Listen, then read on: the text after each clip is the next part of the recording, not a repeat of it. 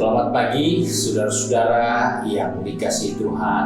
Kita jumpa di hari ini dengan renungan pagi yang saya ambil dari buku Efesus pasal 2 ayat 4 hingga ayat yang ke-7. Firman Tuhan berkata sebagai berikut. Tetapi Allah yang kaya dengan rahmat, oleh karena kasih-Nya yang besar, yang dilimpahkannya kepada kita, telah menghidupkan kita bersama-sama dengan Kristus. Sekalipun kita telah mati oleh kesalahan-kesalahan kita, oleh kasih karunia kamu diselamatkan, dan di dalam Kristus Yesus Ia telah membangkitkan kita juga dan memberi tempat bersama-sama dengan Dia di sorga, supaya pada masa yang akan datang Ia menunjukkan kepada kita kekayaan kasih karunia-Nya yang melimpah-limpah sesuai dengan kebaikan-Nya terhadap kita dalam Kristus Yesus. Kita diselamatkan bukan karena kita layak atau karena perbuatan baik kita, melainkan oleh kasih karunia dan belas kasihan Allah. Puji Tuhan. Rasul Paulus kembali ingatkan kepada kita sebagai orang-orang percaya bagaimana kita memperoleh belas kasihan yang kalau bukan karena belas kasihan maka kita tidak punya harapan apa-apa dan tidak ada kepastian apa-apa untuk kehidupan yang kekal. Sebab itu kita bersyukur firman Tuhan sudah mengingatkan kepada kita bahwa di dalam Yesus kita memperoleh kasih karunia yang kaya. Allah yang kaya dengan rahmat telah menyatakan kasih karunia-Nya yang besar atas kehidupan kita. Belas kasihan itu adalah sesuatu yang luar biasa yang dimiliki Tuhan untuk kita sebagai orang percaya. Kita ingin mengetahui belas kasihan itu seperti apa. Kalau kita lihat di dalam Injil Lukas pasal 10 ayat 30 sampai 37, di situ menceritakan bagaimana ada seorang yang turun dari Yerusalem ke Yeriko. Perjalanan itu tidak diduga akan mengalami peristiwa yang tragis. Perjalanan dari Yerusalem ke Yeriko mengalami hambatan karena orang ini berhadapan dengan penyamun, perampok. Dan dia bukan hanya dirampok, tapi dia juga dianiaya. Dan penganiayaan itu akan membawa dia kepada satu kondisi yang sangat gawat, yaitu meninggal dunia. Dalam kondisi yang parah seperti itu, tentunya sebagai manusia atau sesama manusia, kita mengharapkan ada orang yang bisa berbelas kasihan untuk menolong di saat kita sedang dalam keadaan sekarat seperti itu. Dan Alkitab menceritakan pada waktu itu tidak lama datang seorang Lewi, dan orang itu tidak mempunyai reaksi apa-apa, tidak tergerak hatinya untuk menolong orang yang sudah sekarat ini. Tidak ada tergerak sedikit pun hatinya untuk peduli sesama manusianya. Dia tidak berbuat apa-apa. Dia hanya jalan terus. Dan tidak berapa lama datang lagi seorang imam yang secara manusia orang ini tentunya selain dia menjaga hubungan dengan Tuhan, dia juga menjaga hubungannya dengan sesama manusia. Tetapi orang yang diharapkan seperti itu tidak pun memberi bantuan sedikit pun. Orang yang punya tugas, yang melaksanakan tugas berhubungan dengan Tuhan dan sesamanya manusia, ternyata orang itu tidak tergerak sedikit pun untuk menolong seorang yang sudah menderita, yaitu kehabisan harta dan penuh dengan luka-luka akibat aniaya. Dan Alkitab menceritakan sesudah orang itu meninggalkan, orang yang terkapar di jalan dalam keadaan yang sangat mengenaskan, datanglah seorang Samaria.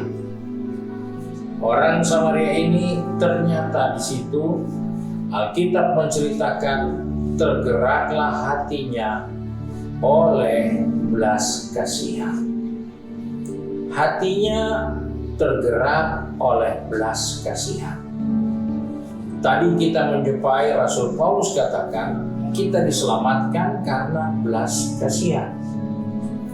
Karena belas kasihan Tuhan, kita diselamatkan, kita diberikan kehidupan yang kekal, yang walaupun sesungguhnya Paulus katakan kita sudah mati, tapi karena belas kasihan kita diterima kembali untuk hidup pada kesempatan yang kedua.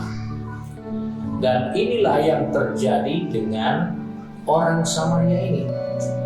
Ketika dia melihat orang dari Yerusalem yang jatuh, sudah babak belur dan sudah tidak punya apa-apa, orang Samaria ini menolong, memberikan bantuan, bukan bantuan ala kadarnya, bukan bantuan kata-kata simpati, bukan bantuan yang sekedar untuk dilihat orang bahwa dia juga sibuk ada di situ untuk memperdulikan orang yang menderita ini.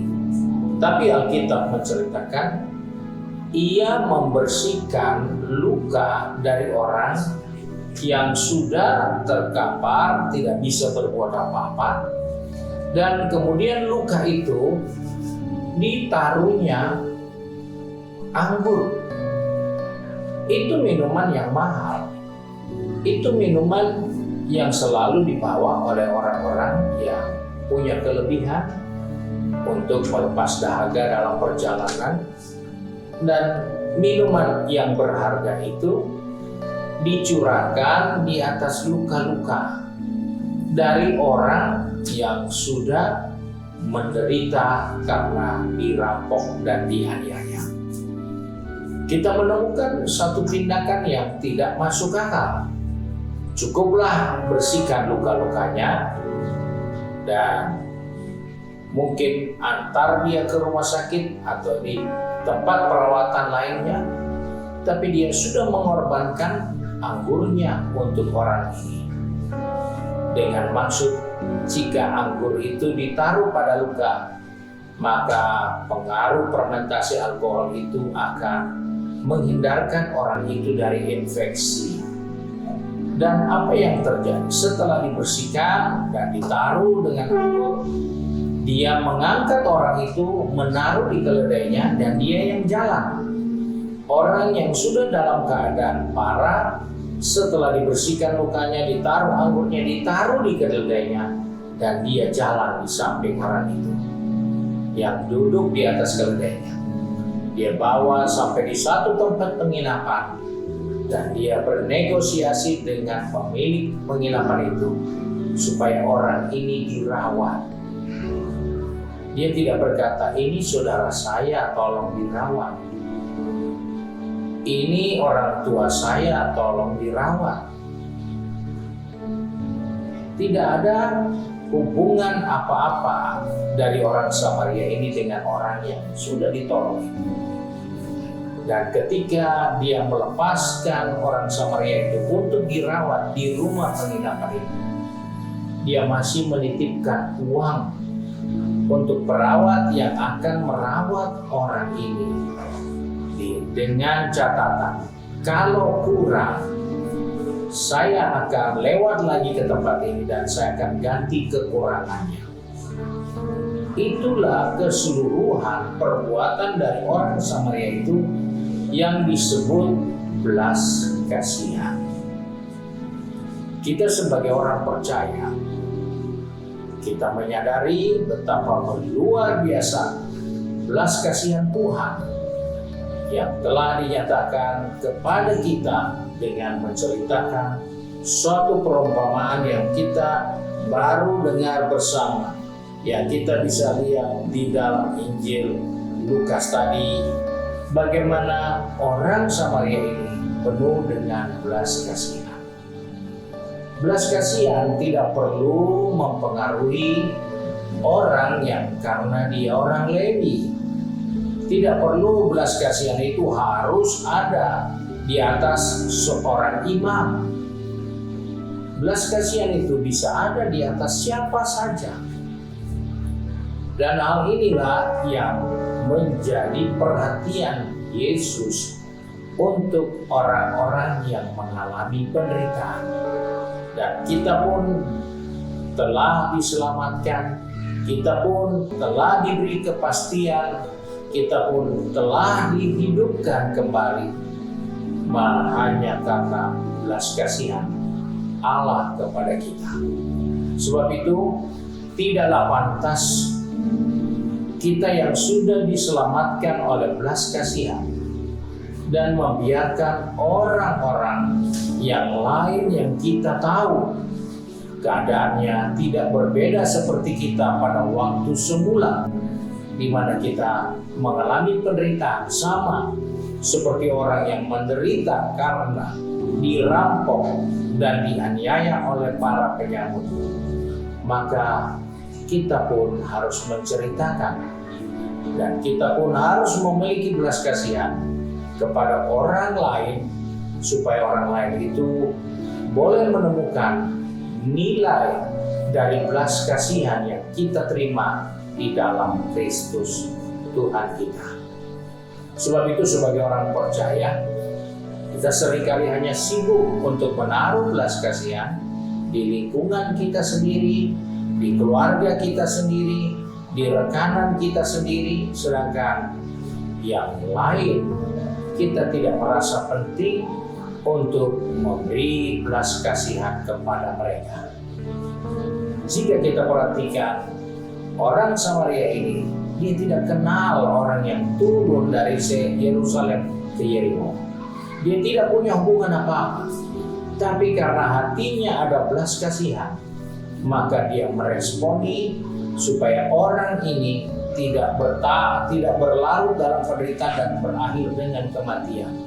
Tapi dia perlu hidup, dan ketika dia tertolong, segala sesuatu yang sudah digunakan untuk menolong orang itu, dia juga yang akan melunasi semua. Inilah gambaran dari kehidupan kita karena belas kasihan Tuhan. Maka semua pergumulan masalah kita sudah diselesaikan oleh Yesus. Sehingga apapun ke depannya, dia tetap sedia untuk menggantikan apa yang terbaik untuk kehidupan kekal kita. Dia menyediakan yang terbaik. Setiap hari dia menyiapkan fasilitas. Dan itu yang seringkali kita lupa, bahwa ketika kita masih hidup, itu hanya belas kasihan. Dan kita juga punya tanggung jawab untuk menyatakan belas kasihan itu kepada orang yang nasibnya sama dengan nasib kita sebelumnya. Sebab itu Tuhan tolong kita supaya bibir mulut kita tidak terkatup, supaya hati kita tidak membeku karena lupa akan belas kasihan. Tapi biarlah kita memiliki belas kasihan karena kita diselamatkan oleh belas kasihan hati Tuhan kepada kita. Mari kita satu di dalam doa. Kemari pagi ini kami datang kepada Bapa di surga dengan mengucap syukur. Oleh kasih karunia-Mu kami diselamatkan, oleh belas kasihan-Mu kami bukan hanya ditebus dari kehidupan kami yang sia-sia, tapi Engkau menyediakan kehidupan yang jauh lebih baik. Dan segala kebutuhan kami, segala keperluan kami Engkau cukupkan karena padamu ada belas kasihan. Terima kasih Tuhan untuk kasih karunia bagi kami. Tolong anak-anak-Mu yang sudah pergi ke tempat bisnis, ke tempat pekerjaan, maupun sudah sibuk di kampus, dan juga yang sibuk dengan urusan di rumah tangga kami masing-masing. Ingatkan kami senantiasa bahwa kami diselamatkan oleh belas kasihan Tuhan. Sebab itu kami diingatkan untuk tidak berdiam diri, tapi memberi respon yang baik untuk orang-orang yang belum memperoleh kasih karunia, supaya melalui belas kasihan yang kita nyatakan kepada mereka, mereka bisa melihat Yesus yang hidup di dalam kami. Terima kasih Bapa untuk berkat-Mu, pegang tangan kami, pertetapkan langkah kaki kami. Biarlah sepanjang hari ini Bapa di surga dipermuliakan melalui kehidupan kami. Sebab itu kami bersyukur untuk kasih setia Tuhan. Di dalam nama Tuhan Yesus Kristus Juru Selamat kami, majikan kami yang baik dan setia. Haleluya. Amin. Puji Tuhan. Tuhan Yesus memberkati saudara sekalian. Selamat pagi.